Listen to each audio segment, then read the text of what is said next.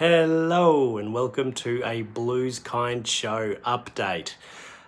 Two bits of news. The first that I wanted to bring is Riley Beveridge has reported this afternoon that Carlton's offered pick 40 up for Buku Kamas, the key defensive player from the Western Bulldogs. I would say that if Buku was out of contract, that's probably a pinch of overs given the lack of opportunity he's had at the Dogs. However, given he's got a year to go, if it ends up being pick 40 and maybe a shuffle of other picks, I'd say that's probably about right. So good update there. Hopefully we can get a trade done before the end of the week to add to the Liam Reedy deal. Because this is the silly season though, I wanted to bring this to your attention. Zach Butters was spotted at a park in Melbourne's Inner West with none other than Carlton development coach Torrin Baker.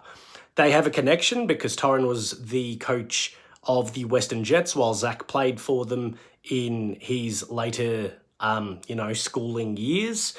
So look, it could be something innocent. However, it is not a great look.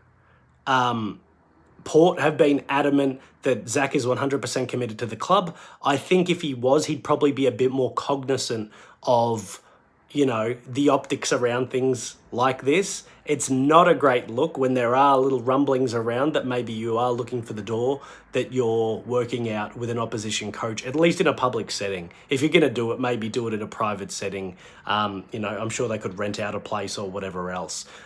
So I think it is a little bit brazen, a little bit cheeky, which we like.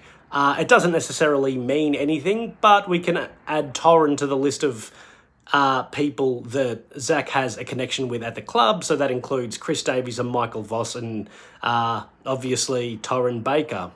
So not saying it's going to come to anything, but I do think it's interesting. I'll probably come with a more thorough update over the weekend. I think I mentioned that yesterday.